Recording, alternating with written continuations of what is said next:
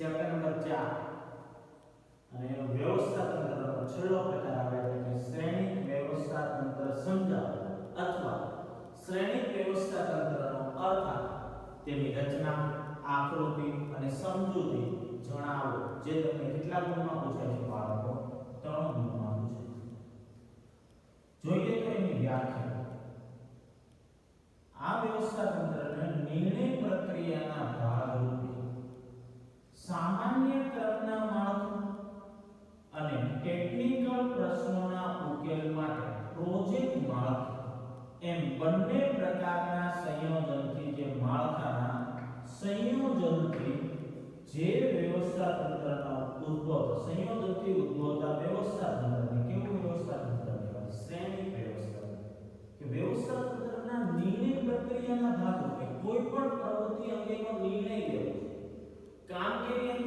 નિર્ણય હોય તો પહેલું માળખું આવ્યું સામાન્ય ક્રમનું માળખું અને બીજું આવ્યું ટેકનિકલ પ્રશ્નોનો માળખું ઉકેલ માટે કેવું માળખું પ્રોજેક્ટ માળખું જો અહીંયા બે પ્રકારના માળખા એક સામાન્ય ક્રમનું માળખું અને પ્રોજેક્ટ માળખું આ બંને પ્રકારના માળખાના સંયોજન આ બેનું સંયોજન જે વ્યવસ્થા તંત્રનો ઉદ્ભવ થયો એ કયું વ્યવસ્થા તંત્ર બાળકો શ્રેણિક વ્યવસ્થા તંત્ર તો શ્રેણિક વ્યવસ્થા તંત્ર એ આધુનિક સ્વરૂપનું શું છે વ્યવસ્થા તંત્ર તમને એક ગુણમાં પૂછાય કે ભાઈ આધુનિક સ્વરૂપનું વ્યવસ્થા તંત્ર કયું તો કયું આવે છે શ્રેણિક વ્યવસ્થા તંત્ર તો વ્યવસ્થા તંત્રના બે પ્રકારના હોય છે પહેલું આવે સામાન્ય ક્રમનું માળખું એટલે નિર્ણય પ્રક્રિયાનો ભાગ એને કહેવામાં આવે કાર્ય અનુસાર કાર્ય આધારિત કોઈ પણ પ્રવૃત્તિ કરવી હોય કોઈ પણ નિર્ણયો લેવા હોય તો એ અંગેના આની અંદર શું લેવામાં આવે બાળકો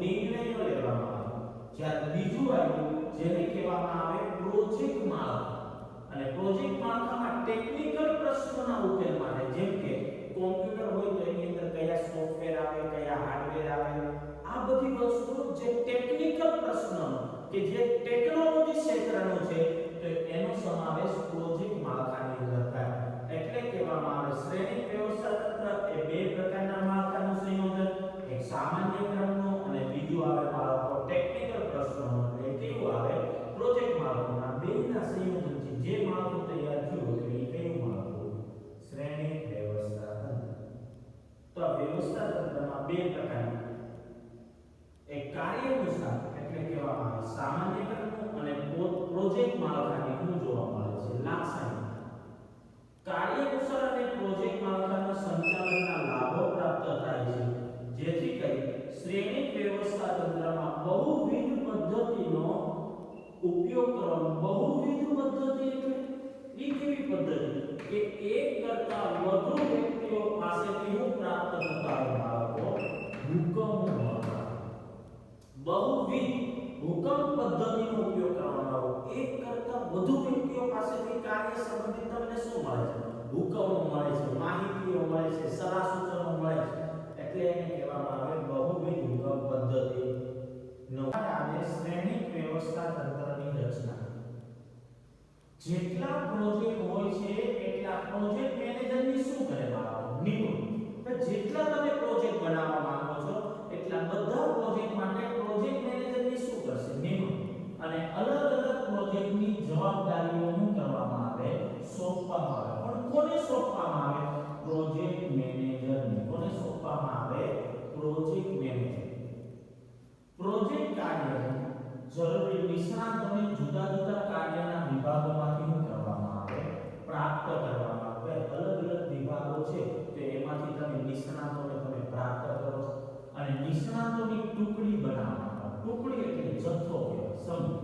જૂથ જેમ કે ઉત્પાદનમાં ખરીદીમાં ઇજનેરી સંશોધન અને વિકાસમાં આ નિષ્ણાતો પ્રોજેક્ટના કાર્ય દરમિયાન વિભાગોમાંથી મેળવે છે અને પ્રોજેક્ટ કાર્ય જ્યારે પૂર્ણ થઈ જાય પૂર્ણ એટલે પૂરું થઈ જાય ત્યારે વિભાગોમાં પરત શું કરવામાં આવે છે બાળકો પાછા મોકલી દેવામાં આવે તો જોઈએ તો હવે આપણે આકૃતિની થોડી વાત કરીએ તો આ બાજુ છે પ્રોજેક્ટ મેનેજર એમાં પ્રોજેક્ટ નંબર 1 એમાં સંચાલક હોય પ્રોજેક્ટ નંબર 2 એના સંચાલક પ્રોજેક્ટ નંબર 3 ના સંચાલક અહીંયા તમે ગમે એટલા પ્રોજેક્ટ લઈ શકો પ્રોજેક્ટ નંબર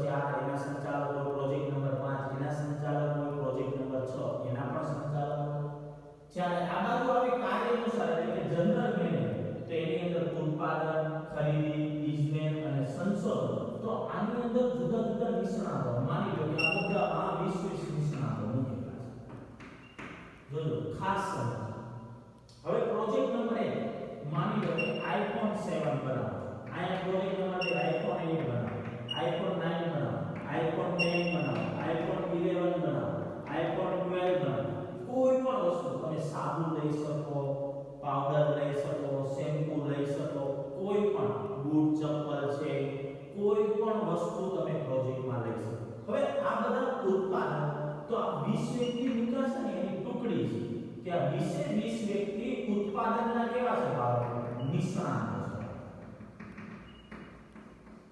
છે જ્યારે ખરીદીના 20 વ્યક્તિ નિષ્ણાત ઇજનેર એટલે કહેવામાં આવે સમારકામના 20 વ્યક્તિઓ નિષ્ણાત છે ત્યારબાદ સંશોધન અને વિકાસ માટે એક નવું સંશોધન કરો કે જેથી કરીને કંપનીનો શું થાય બાળકો વિકાસ થાય એ માટે 20 વ્યક્તિઓના નિષ્ણાતોને રાખવામાં આવે હવે પ્રોજેક્ટ નંબર 1 હવે પ્રોજેક્ટ માટે પ્રોજેક્ટ મેનેજરની નિમણૂક કરે જો અહીં પ્રોજેક્ટ મેનેજર આ સંચાલક એ પ્રોજેક્ટ મેનેજર હવે પહેલો આઈફોન 7 બનાવો તો પ્રોજેક્ટ મેનેજરને જ્યાં સુધી આઈફોન 7 કમ્પ્લીટ નહીં થઈ જાય કમ્પ્લીટ એટલે બની ન જાય ત્યાં સુધી સંપૂર્ણ એની પાસે શું હોય છે જવાબદારી હોય તો જોઈએ તો અહીંયા આવશે ઉત્પાદન કરવું છે ચાલો આઈફોન 7 નું ઉત્પાદન કરો તો ઉત્પાદનના નિષ્ણાતને નીચે બોલાવો આઈફોન 7 નું ઉત્પાદન અંગેની પ્રવૃત્તિ અંગેના બધા નિર્ણયો લેવાય ગયા આઈફોન નું ઉત્પાદન થઈ ગયું ફરીથી ઉત્પાદનના નિષ્ણાતોને ક્યાં મોકલી દેવામાં આવે ઉત્પાદન વિભાગ એટલે જો અહીંયા કીધું ટુકડી બનાવવામાં આવે છે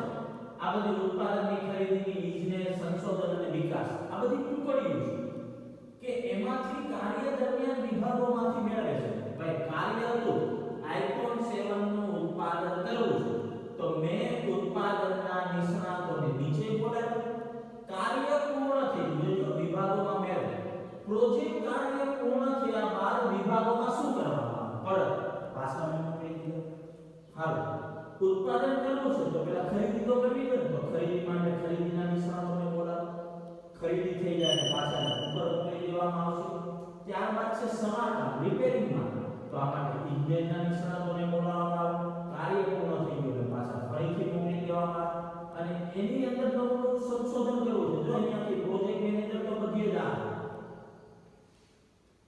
પ્રોજેક્ટ મેનેજર અહીંયા સંશોધન વિકાસમાં આવે તો સંશોધન વિકાસના નિષ્ણાતને બોલાવશે અને એનું કાર્ય પૂર્ણ થઈ ગયું એટલે શું કરી દેવાનું પાછા હવે એટલે તમને એમ થાય કે હજી મારીને એકાદો વિભાગ રાખવો છે હા તો તમે વેચાણ બનાવીશ તો વસ્તુનું વેચાણ થઈ જાય તો બધી વસ્તુ આયા કમ્પ્લીટ થઈ જાય એટલે તમારો પ્રોજેક્ટ શું થઈ ગયો પૂર્ણ તો જ્યાં સુધી પ્રોજેક્ટ પૂર્ણ ન થાય ત્યાં સુધી પ્રોજેક્ટ મેનેજરની જવાબદારી પૂર્ણ થતી નથી તો આઈફોન 7 નો આપણે ખરીદી કરી એનું ઉત્પાદન કર્યું એમાં જ્યાં જ્યાં જરૂર પડે એને સમારકામને બોલાવ્યા અને કંઈક નવું કરવા માટે સંશોધન અને વિકાસમાંથી નિષ્ણાતો તો આમ કરીને તમારો આઈફોન 7 શું થઈ ગયું કમ્પ્લીટ થઈ તેવી રીતે બીજા પ્રોજેક્ટ આઈફોન 8 તો અહીંયાથી પ્રોજેક્ટ મેનેજર અહીંયા જશે ઉત્પાદનમાં તો ઉત્પાદનના નિષ્ણાતોને બોલાવશે ઉત્પાદન થઈ ગયું એટલે પાછા નામ મોકલી દેવામાં પાછા પ્રોજેક્ટ મેનેજર ક્યાં જાય ખરીદીની અંદર તો ખરીદીના નિષ્ણાતોને હેઠળ બોલાવશે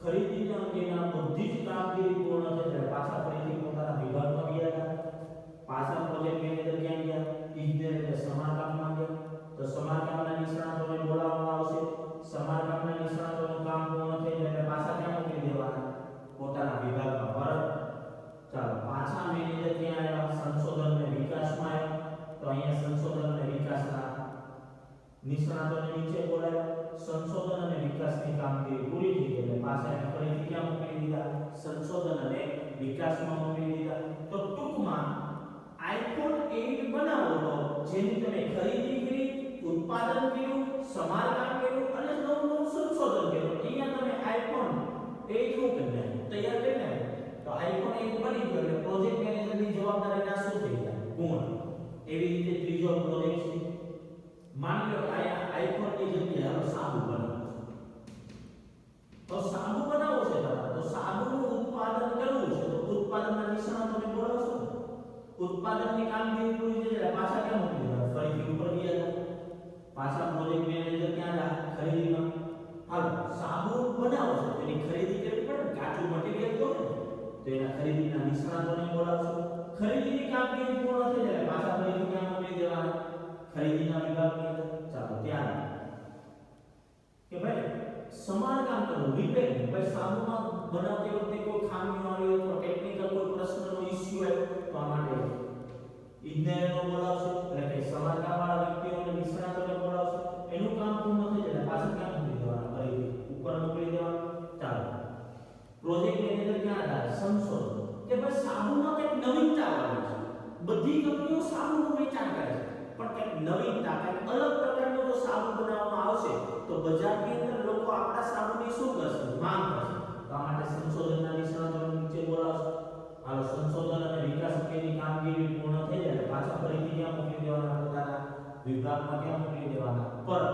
તો ટૂંકમાં જો અહીંયા સાબુ બનાવો તો અહીંયા તમારો સાબુ શું થઈ ગયું? કમ્પ્લીટ. તો પ્રોજેક્ટ મેનેજરની જવાબદારી હોય કે જ્યાં સુધી પ્રોજેક્ટ પૂર્ણ ન થાય ત્યાં સુધી પોતાની જવાબદારીમાંથી છટકી શકતો નથી, અને પ્રોજેક્ટ પૂર્ણ થઈ જાય એટલે એની જવાબદારી પણ કેવી થઈ જાય બાળકો? પૂર્ણ. તો આથી શ્રેણિક વ્યવસ્થા તંત્રની શું છે? આકૃતિ. ત્યારબાદ છે એની સમજૂતી કે ભાઈ શ્રેણિક વ્યવસ્થા તંત્રમાં સત્તાનો પ્રવાહ બેવડો હોય છે. બેવડો હોય છે એટલે અહીંયાથી ની સત્તાનો પ્રવાહ થાય એટલે નીચેથી ઉપર થાય છે અને ઉપરથી ક્યાં થાય? નીચે. બંને તરફ સત્તાનો પ્રવાહ, ડાબી બાજુથી જમણી બાજુ અને ઉપરથી ક્યાં થાય બાળકો? નીચે. સત્તાનો પ્રવાહ કેવો જોવા મળે? બેવડો. બેવડો એટલે પી નો પણ બંને તરફથી જોવા. ત્યારબાદ જનરલ મેનેજરે વિવિધ વિભાગોમાં અને વિવિધ પ્રોજેક્ટના સંચાલકોને ઉપરથી નીચે સુધીની સત્તાની શું કરે છે બાળકો? સોંપે. કે આ વિવિધ વિભાગો છે એમાં વિવિધ પ્રોજેક્ટ સંચાલકો છે. આ વિવિધ પ્રોજેક્ટ સંચાલકો તો ઉપરથી નીચે સુધી સત્તાની શું કરે છે? સોંપે છે. કે જ્યાં સુધી આઈફોન 7 બનાવો એનું ઉત્પાદન ન થાય ને બાળકો, ત્યાં સુધી ઉત્પાદનના નિષ્ણાતોને ત્યાં મોકલવામાં આવતા નથી. ઉત્પાદન થઈ જાય ત્યારબાદ પાછા એને પુનઃ કરવામાં આવે, ફરીથી એના વિભાગમાં મોકલે છે. તો પ્રોજેક્ટ અને પ્રોજેક્ટ મેનેજર એક સ્વતંત્ર કાર્ય છે જ્યાં નિષ્ણાતો પણ અલગ અલગ વિભાગોની અંદર શું કરતા હોય છે? કામગીરી કરે અલગ અલગ વિભાગ. તો પ્રોજેક્ટ છે તો પ્રોજેક્ટ મેનેજર પ્રોજેક્ટની સંપૂર્ણ સ્વતંત્રતા. તો જ્યારે અલગ અલગ નિષ્ણાતો જે તમે આમાંથી લાવો છો, ઉત્પાદનમાંથી, ખરીદીમાંથી, ઇજનેરમાંથી, સંશોધન વિકાસમાંથી, તો અલગ અલગ નિષ્ણાતો પણ કેવા છે બાળકો? સ્વતંત્ર. કે પોતાની રીતે કે જ્યાં સુધી ઉત્પાદન ન થાય ત્યાં સુધી પોતાના વિભાગમાં પરત જઈ શકતા નથી. તો હવે આવે છે એક ગુણમાં સવાલ પૂછાય કે શ્રેણિક વ્યવસ્થા તંત્ર ક્યાં અનુકૂળ છે? કે ભાઈ શ્રેણિક વ્યવસ્થા તંત્ર એ ધંધાકીય એકમમાં જ્યાં ટેકનોલોજી અને કામગીરી બંને મહત્વ ધરાવતો એવી જગ્યાએ શ્રેણિક વ્યવસ્થા બેઠે. પહેલો એવું ટેકનોલોજી એટલે અહીંયા તમને કીધું પ્રોજેક્ટ માળખા, અને બીજું એવું કાર્ય આધારિત એટલે સામાન્ય ક્રમનું માળખું. આ બંને પ્રકારને મહત્વ વધુ જોવા મળતું ને જે ધંધાકીય એકમ એવી જગ્યાએ કયું વ્યવસ્થા તંત્ર ઉપયોગી છે બાળકો? શ્રેણિક વ્યવસ્થા તંત્ર. અને હવે આવે છે મર્યાદા, જે તમને 2 ગુણમાં અથવા 1 ગુણમાં પૂછાય. મોસ્ટ ટાઈમલી બાળકો યાદ રાખજો કે હુકમની એક વાક્યતા જળવાતી નથી. કે એક કરતા વધુ વ્યક્તિઓ પાસે અહીંયાથી પણ હુકમો આપવામાં આવે, ઉપરથી પણ હુકમો આપવામાં આવે, તો હુકમની એક વાક્યતા જળવાતી નથી. બીજું, નિષ્ણાતોને પ્રોજેક્ટ પૂર્ણ થયા બાદ બીજા વિભાગોમાં વાળવા કેવા બને? મુશ્કેલ. માનો અહીંયા આઈફોન 7 પૂર્ણ થઈ ગયું, ઉત્પાદન થયું. હવે મારે બીજો પ્રોજેક્ટ મે બનાવ્યો આઈફોન 8 બનાવ, તો બીજા પાછા ફોનમાં કે બીજો ફોનનું ઉત્પાદન કરવાનું કંઈક નવીન કંઈક લેટેસ્ટ લાવવું તો બીજા વિભાગમાં વાળવા માટે કેવા બની જાય? મુશ્કેલ બની જાય. કેમ કે જે એક કામ કરેલું છે એ કાર્યમાં એને વધુ રસ હોય કે એને નવો બને. માની લો કે કોઈ કોમ્પ્યુટરનો સોફ્ટવેરનો કોમ્પ્યુટર બનાવવા અંગેનો પ્રોજેક્ટ બનાવ્યો, તમે બીજો પ્રોજેક્ટ સાબુનો બનાવો, ત્રીજો પ્રોજેક્ટ શેમ્પૂનો બનાવો, ત્યારબાદ તમે ઇલેક્ટ્રોનિક કોઈ વોશિંગ મશીન બનાવો અથવા કોઈ એસી તૈયાર કરો, તો બીજા બધા પ્રોજેક્ટોમાં વાળવા માટે કેવા બને બાળકો? મુશ્કેલ. અને આ વ્યવસ્થા તંત્ર અતિશય કેવું છે? ખર્ચાળ. કેમ કે આમાં ખર્ચ કેવો થાય? વધુ થાય. કેમ કે જુદા જુદા નિષ્ણાતોને લાવવામાં આવે. અને ત્યારબાદ સામાન્ય એકમોમાં આ વ્યવસ્થા તંત્ર અનુકૂળ નથી. સામાન્ય એકમોમાં એટલે એકદમ નાના પાયા પર એકમ ચાલતો એવી જગ્યાએ આ વ્યવસ્થા તંત્ર ઉપયોગી નથી. તો આપણે આજે આ વ્યવસ્થા તંત્રમાં શ્રેણિક વ્યવસ્થા તંત્રનો આપણે અર્થ જોયો. ત્યારબાદ છે એને બે પ્રકારના વ્યવસ્થા તંત્ર બે પ્રકારના માળખા જોવા મળે. પહેલું આવ્યું સામાન્ય ક્રમનું, બીજું આવ્યું પ્રોજેક્ટ માળખું. ત્યારબાદ એની તમે રચના જોઈ, એની આકૃતિનો અભ્યાસ કર્યો. ત્યારબાદ એની આપણે સમજૂતીને ધ્યાનમાં લીધી અને શ્રેણિક વ્યવસ્થા તંત્ર ક્યાં અનુકૂળ છે આપણે એની વાત કરી અને ત્યારબાદ એની હું જોયું મર્યાદા. તો અહીંયા તમારું બાળકો